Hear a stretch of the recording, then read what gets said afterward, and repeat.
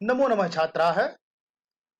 कक्षा अष्टमी संस्कृतम् चतुर्थः पाठः यानी चौथा पाठ सदैव पुरतो निधेहि चरणम्। इसका मतलब है हमेशा ही आगे कदम रखो। ये देखिए, ये पाठ का नाम है सदैव पुरतो निधेहि चरणम्। इसमें कुछ चित्र दिए गए हैं। इस चित्र में ये बच्चे जो हमेशा आगे कदम बढ़ा रहे हैं, ये आगे चल रहे हैं। देखिए, इस चित्र में ये बच्चा आगे बढ़ रहा है, ये आगे बढ़ रहा है, और इस कार्टून में भी ये बच्चा आगे बढ़ रहा है, क्योंकि ये पाठ का नाम है सदैव पुरतो निधेहि चरणम। जगह जगह इसमें चित्र दिए गए हैं थोड़ा सा आकर्षक लगने के लिए। जैसे ये कार्टून देखिए, इसमें ये तीनों बच्चे जो है आगे कदम बढ़ाते हुए चल रहे हैं। चलिए अब चलते हैं पाठ की तरफ। श्रीधर भास्कर वर्णेकर द्वारा विरचित प्रस्तुत गीत में चुनौतियों को स्वीकार करते हुए आगे बढ़ने का आह्वान किया गया है। इसके प्रणेता राष्ट्रवादी कवि हैं और इस गीत के द्वारा उन्होंने जागरण तथा कर्मठता का संदेश दिया है। अब हम बढ़ते हैं कविता की तरफ। बच्चों, इसके पहले वाली वीडियो में हमने पूरी कविता का सस्वर गायन किया था, स्वयं भी किया था। उम्मीद है आप लोगों ने भी किया होगा, क्योंकि वो वीडियो सस्वर गायन की ही थी, जिसमें पूरी कविता का सस्वर गायन किया गया था। और इसमें हम कविता की पंक्तियों का गायन नहीं करेंगे, बल्कि वाचन करेंगे और इन पंक्तियों का हिंदी में अर्थ बताएंगे। साथ ही साथ हम अन्वय भी बताएंगे, जिसे कि संस्कृत टू संस्कृत अर्थ कह सकते हैं। ये पहली पंक्ति है आपकी, जो मुख्य पंक्ति है, चल चल पुरतो निधेहि चरणम, सदैव पुरतो निधेहि चरणम। देखिए इसका अन्वय। अन्वय देखने से पहले आप ये जान ले कि अन्वय किसे कहते हैं। पद्य में या श्लोक में जो शब्द होते हैं वे बिखरे हुए होते हैं, उनका क्रम सही नहीं होते हैं। सारे शब्द क्रम जो है इधर उधर रहते हैं। कर्ता कहीं रहता है, कर्म कहीं रहता है, तो क्रिया कहीं रहती है। और इन्हीं सारे शब्दों को हम जो है बिखरने से बचाएं, यानी इसको सुनियोजित ढंग से सही क्रम में अगर रख दें तो उसे कहते हैं अन्वय। इसमें पहले हम कर्ता रखते हैं, फिर कर्म रखते हैं, और अंत में जो है क्रिया होती है। जैसा कि आप देखेंगे, इसमें जितने भी वाक्य हैं सब में अंत में क्रिया होगी। जैसे चल चल पुरतः चरणम निधेहि, ये निधेहि जो है क्रिया है। सदैव पुरतः चरणम निधेहि, ये निधेहि भी क्रिया है। सरलार्थ इसका हिंदी में अर्थ देखिए। हिंदी में अर्थ इस प्रकार से है, चलो चलो आगे कदम रखो, यानी आगे कदम बढ़ाओ। सदा ही आगे कदम रखो, हमेशा ही आगे कदम रखो। इनमें कुछ शब्द ऐसे हैं जिनके अर्थ इस प्रकार से है, चल अर्थात चलो, पुरतः आगे, निधेहि रखो। ये जो है, गिरि शिखरे ननु निज निकेतनम, विनैव यानम नगारोहणम, बलम स्वकीयम भवति साधनम, सदैव पुरतो निधेहि चरणम। इस चित्र में देखिए, ये पर्वत का है और इस पर्वत के शिखर पर एक घर है। यही इसमें बताया गया है कि घर जो है पर्वत के शिखर पर है और हमें किस प्रकार से आगे बढ़ना है। ननु निकेतनम, इसका अन्वय इस प्रकार से है, ननु निकेतनम गिरि शिखरे अस्ति। यहाँ पर अस्ति आप देख रहे हैं, एक कोष्टक में दिया हुआ है। क्यों, ऐसा क्यों है? क्योंकि ये जो श्लोक है या ये जो कविता है, इसमें कहीं अस्ति शब्द नहीं है। आप कहीं भी देखिए अस्ति नहीं है। तो जो शब्द नहीं होते हैं पद्य में या श्लोक में, अन्वय लिखते समय उन शब्दों को हम कोष्टक में रखते हैं। सही वाक्य बनाने के लिए वे शब्द हमें लेना ही पड़ता है। अतः, अतः को भी देख लीजिए, ऐसे ही है। यानम विना एव नगारोहणम, यहाँ पे कुरु जो है नहीं है, इसलिए इसको भी कोष्टक में लिखा गया है। बलम स्वकीयम साधनम भवति सदैव पुरतः चरणम निधेहि। इसका सरलार्थ इस प्रकार से है, इसका हिंदी में अर्थ देखिए, निश्चय ही अपना घर पर्वत की चोटी पर है, अतः सवारी के बिना ही पर्वत पर चढ़ना है। अपना घर जो कहाँ है? पर्वत की चोटी पर है, एकदम पर्वत के शिखर पर अपना घर है। और पर्वत के शिखर पर अगर घर है तो वहां पर आने जाने के लिए कोई सवारी नहीं मिलती है, वही बताया गया है। अतः सवारी के बिना ही पर्वत पर चढ़ना है, अपना बल ही साधन होता है, इसलिए सदा ही आगे कदम बढ़ाओ। अपना बल ही साधन है, जो हमारा बल है वही मुख्य साधन है आने जाने का। अपने बल के आधार पर ही हम ऊपर पर्वत के शिखर पर जा सकते हैं। शब्दार्थ देखिए, निकेतनम यानी घर। निकेतनम का मतलब होता है घर। यानम सवारी, स्वकीयम अपना, नगारोहणम पर्वत पर चढ़ना, निज अपना, विनैव बिना ही, साधनम माध्यम, बलम शक्ति। ये जितने भी शब्द हैं इस जो है पद्य में है और पद्य की इसी पंक्ति में है।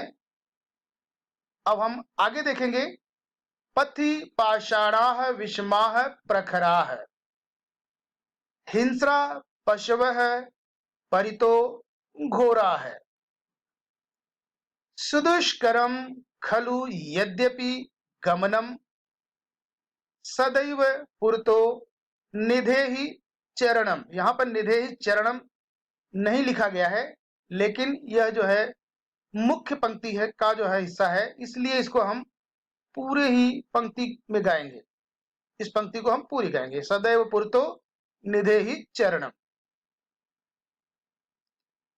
इसका अन्वय देखिए, पथि विषमाः प्रखराः च पाषाणाः सन्ति, परितः घोराः हिंस्राः पशवः सन्ति, यद्यपि गमनम खलु सुदुष्करम अस्ति, तथापि सदैव पुरतः चरणम निधेहि। यहाँ पे आप देख रहे हैं च, संति, संति, अस्ति, तथापि ये सब जो है कोष्टक में लिखे हुए हैं, क्योंकि ये शब्द जो है इस पद्य की पंक्ति में नहीं है। वाक्य बनाने के लिए हमें इन शब्दों को यहाँ पे डालना पड़ा।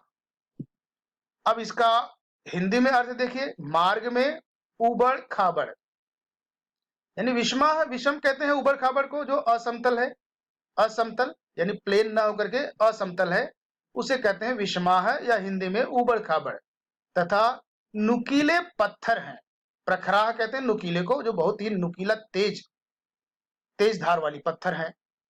चारों ओर भयंकर व हिंसक पशु हैं, यद्यपि वहां जाना निश्चय ही अत्यंत कठिन है, फिर भी कदम सदा आगे बढ़ाओ।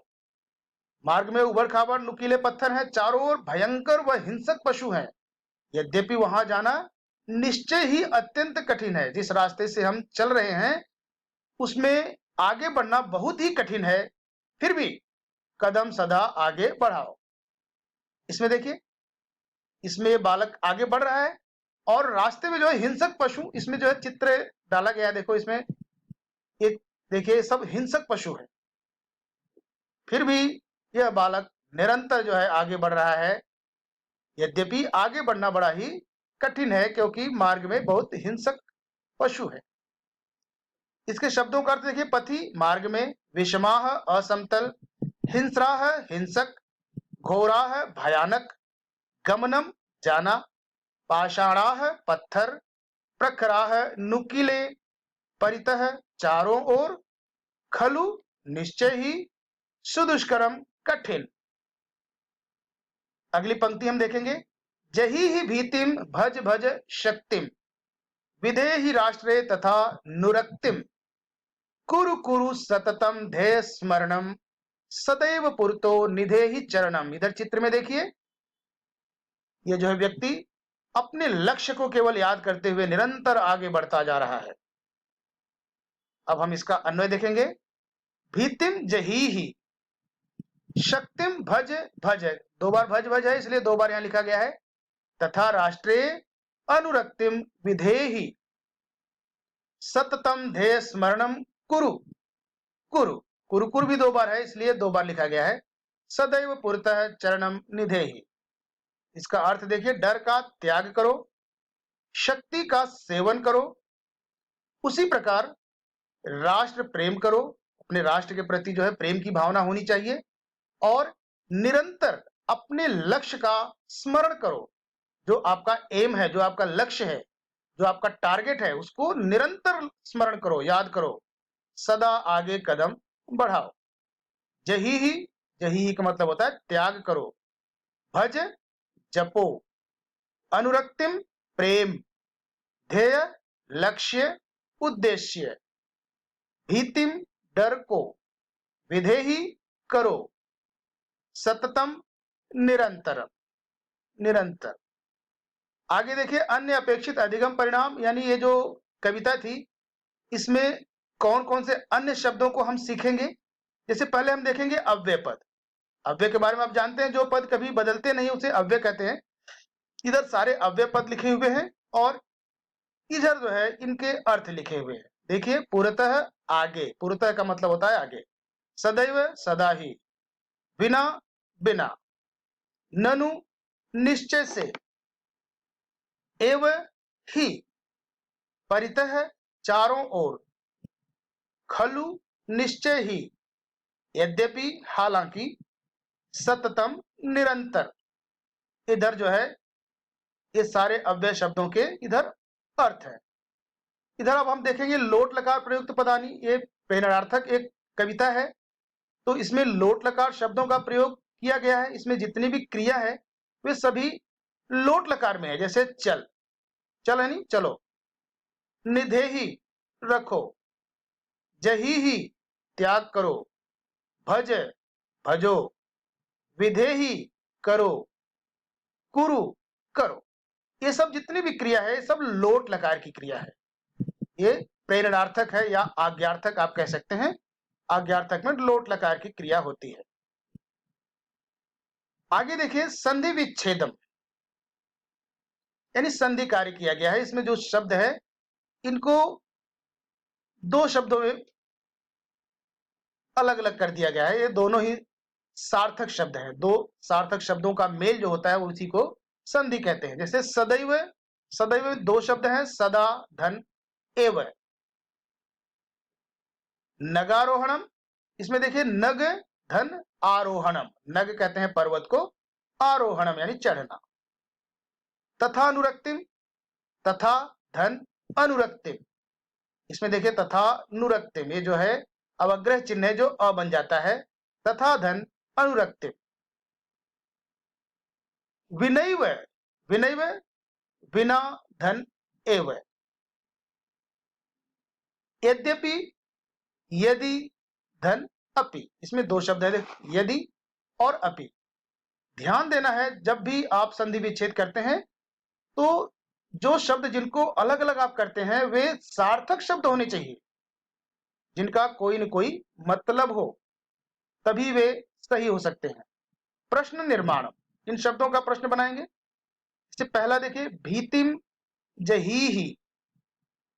अब यहां भीतिम है यानी डर को जो चिन्ह होता है द्वितीय विभक्ति का, तो भीतिम का द्वितीय हो जाएगा काम। भीतिम काम जहीहि, ध्यान दीजिए हमने लिखा काम जहीहि और यहाँ पे प्रश्नवाचक चिन्ह लगाया है। तो ये पूरा वाक्य लिखते हैं, पूरे वाक्य में लिखने के बाद प्रश्नवाचक चिन्ह जरूर लगाते हैं, तभी वे प्रश्न बनता है।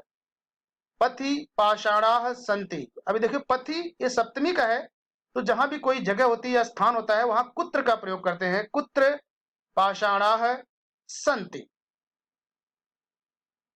पुरतः चरणम निधेहि, चरणम चरण को, यानी यहाँ पे बोलेंगे पुरतः किम निधेहि, चरणम की जगह हो जाएगा किम।